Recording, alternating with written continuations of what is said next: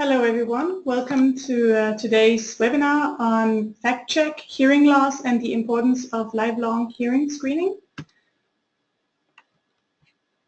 My name is Trine Jensen, Trine Marquardt, and I am project coordinator in Ultimetrics.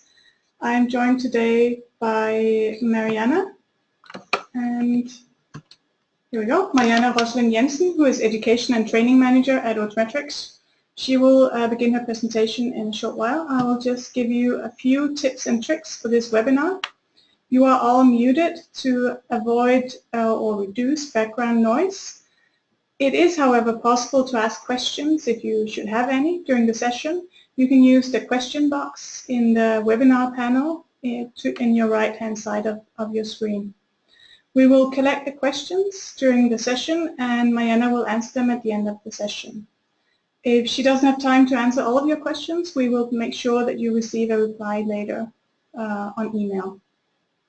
If you should have any technical problems or need immediate support, you're welcome to write me a message directly here in the chat panel. And now I will leave the floor to Mariana.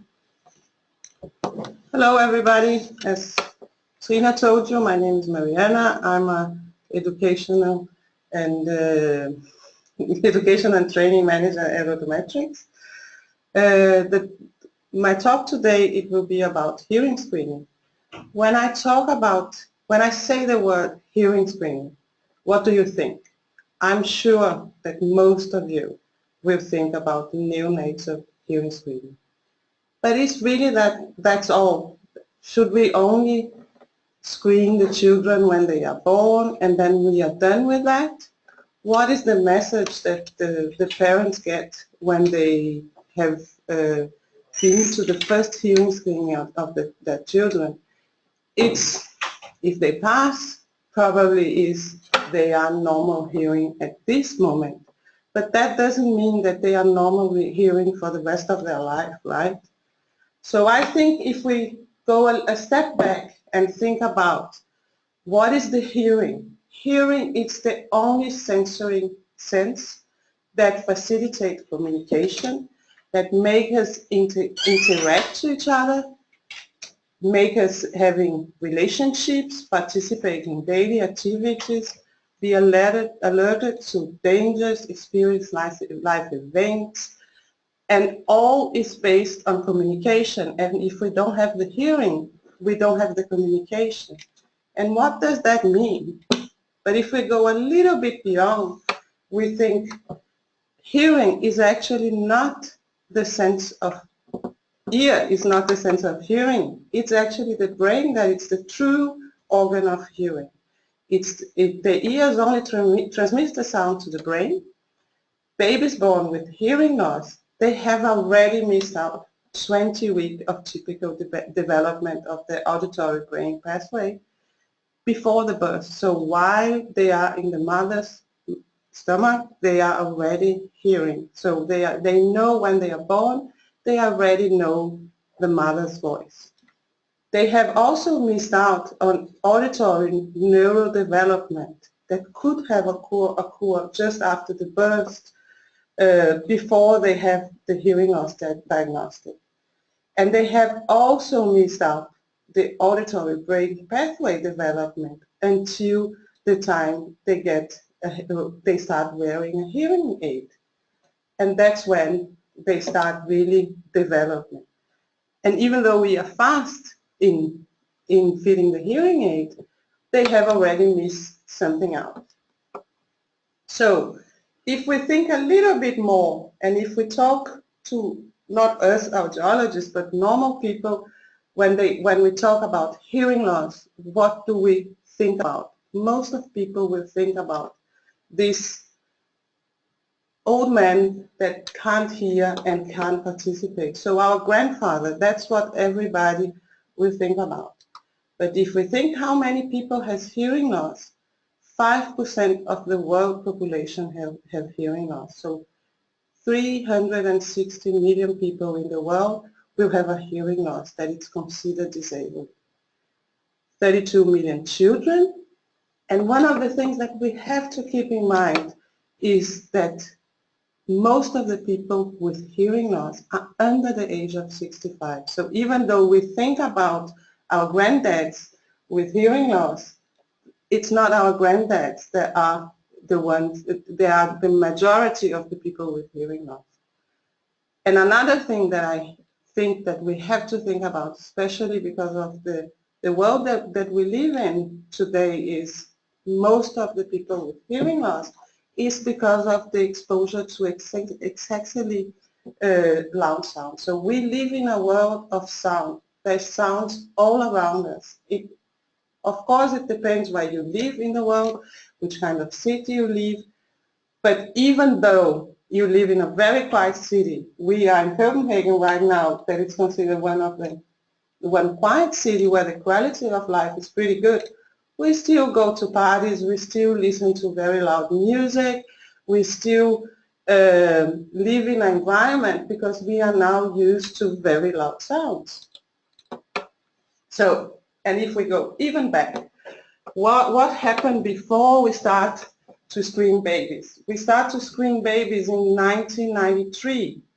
So before that, 50% of the children with hearing loss was lost. It was out of the hospital before they got examination.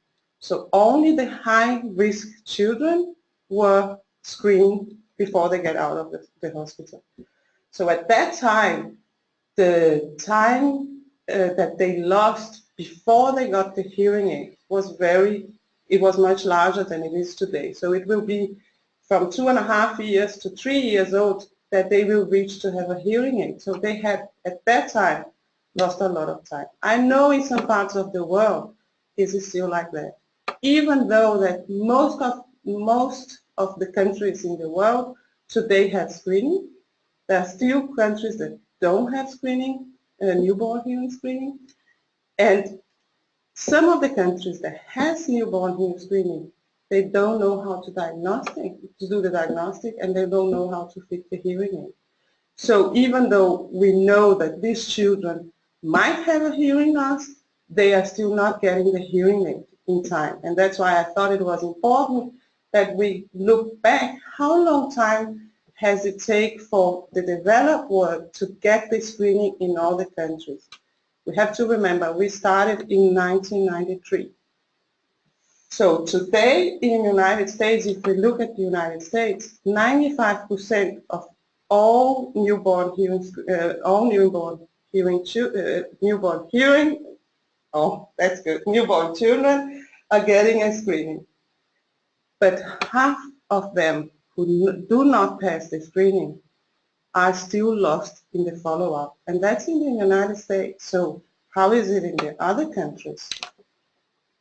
So if we look at the numbers, 1 out of 3 in 1,000 have a permanent hearing loss. Children has a permanent hearing loss.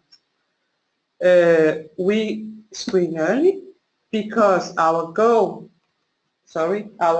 is what they say in UNHS is 136. 1, it's the screening, 3 months is finished diagnostic, 6 months is the hearing aid has been fitted and done. Where does the hearing loss come from? We have to remember that 40% are non-preventable and 60% are preventable. So if we think about that half of the children that don't pass the hearing screening don't get to a follow-up, we might follow the one with high risk. That's 60%. What about the ones that we don't know they have a hearing loss? That we can't prevent that they would have a chance to have a hearing loss. We don't know how to pick them up. And that's in the United States, right? Another thing that we have to think, that I think it was an eye-opener for me, how many hours of hearing is needed? Typical children hear 46 million words by the age of 4 years. Children need 20,000 hours of listening to learn to read. That would mean listen for 12 hours a day for 1,667 days. Children with hearing loss requires 3 times more exposure. So if we look at how is with children, I remember when I worked with children with hearing loss, the parents were always having problems. Should we keep the hearing aid on the child, and how do we keep the hearing aid on the child? If a child wears the hearing aid 4 hours a day, it will take 6 years for the child to hear what a typical child hears in 1 year. So that means we need to screen, we need to find the children with hearing loss very, very early and fit the hearing aid. So by doing the screening, it's not the only thing we need to do. We need to do much more than that. We need to hurry up to put the hearing aid on them, hurry up to put the hearing aid on them, and we need also to keep the hearing aids on them. So now we are talking about the problems that we are having with neonatal hearing screening. No follow-up, difficult to get the diagnostic, but is it done by that? I don't think so. If we look at school-age children, 6 to 7 per 1,000 children will be identified with hearing loss in early childhood. Again, are we screening these people? Are we screening these children before they start in school? 35% of preschool children may have repeated episodes of hearing loss due to ear infection, and 12% of children between the age of 12 to 19 have permanent noise-induced hearing loss. Again, we have the noise. So if we screen the babies and if we screen the preschool age, are we done? No. If we look at this picture, it's just to tell you that we need to screen all life. And why we need, if you could tell me, but Mariana, an adult can go and tell you, I have a hearing loss. Yes, they can, but it takes 7 years for an adult to get to the shop and to buy a hearing aid, to come out and ask for help. If we look at the prevalence of hearing loss, we talked about that before as well. So there's a lot, if we look at the numbers, there's a lot of hearing loss in the 74 plus or up over 65. But if we put all the numbers together beyond 75 years, the number is actually bigger than the elderly people. And what are the consequences of the hearing loss? We talk about that in the beginning. What is that hearing give us? Hearing gives us the possibility to communicate, to interact with other people. So if we are having a hearing loss, if we have a problem communicate, that's not only a problem of not hearing, it's a problem of not being able to participate in the normal life. So these people are getting depressive, they are getting, the quality of their life are getting worse, and they are having problems. More than that, they are also being depressed. So if we look at the numbers of the adults using hearing aid or not using hearing aid, there is actually significantly statistically, you can see that the hearing aid will actually help them getting less depression.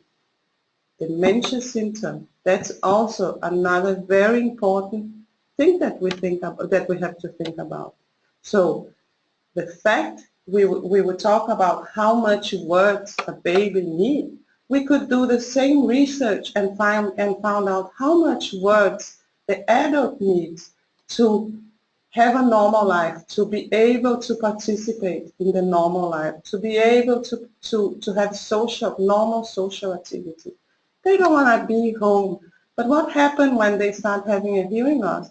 They will be home because they don't get everything out of the communication that is going on. They feel that they are not participating. They are not able to get what is going around them. And then they start being more home, getting depressed, and not getting input enough for their brain. And that might cause a dementia.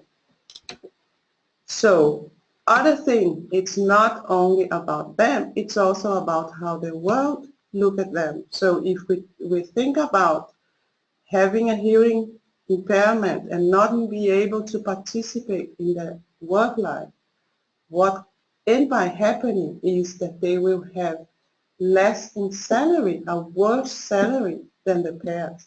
Again, if they have a hearing aid, you can see by the numbers, that's not really the same. So we have to start looking at hearing aids in another way.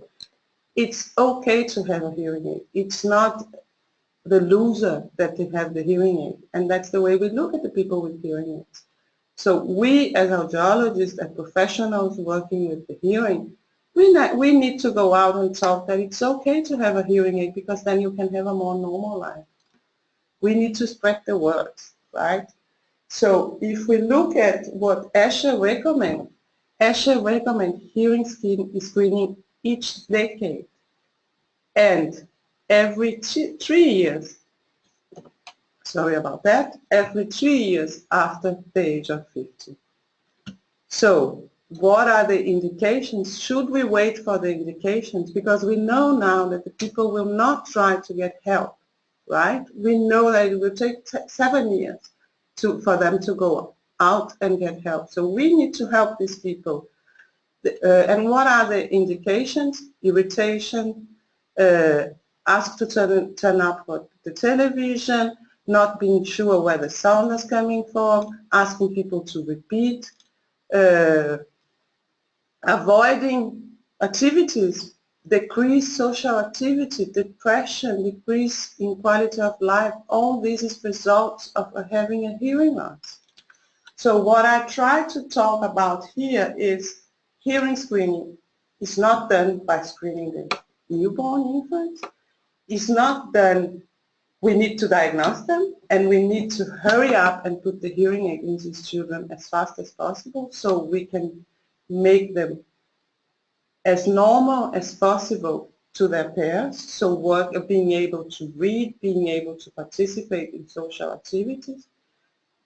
When we have done that, we need still to screen preschool age children.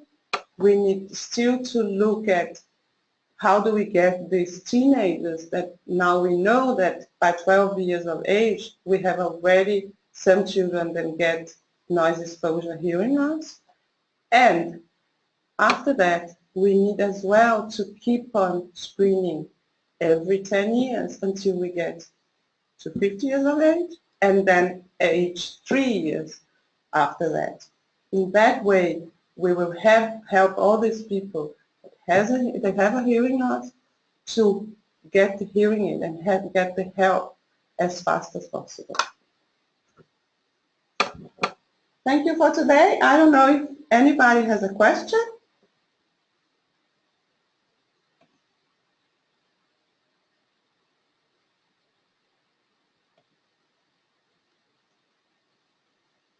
No question.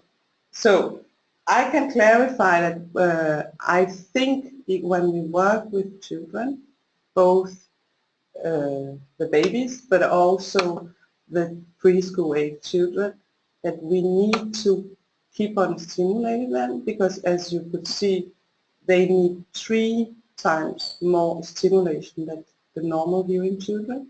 So a good way of it would be very nice if we had a counter for the words. So when the children were going around, we could see how much words more they get in a normal day than the normal hearing children by being stimulated. And I know there's a lot of working going on that, just to find out if we count the words and if we see how much, if they get more words, if they are really getting more in development. I think that's pretty interesting, and I think hearing aid companies are now thinking about doing that, putting something that can count the words in the hearing aid. That could be very interesting to see. Okay, then I will thank you for all for listening today. I hope you enjoy our webinar today. We will have an extra webinar in a month from now. And so please keep connected to Autometrics homepage, and you will be able to see what are the new webinars coming in the future. Thank you for today.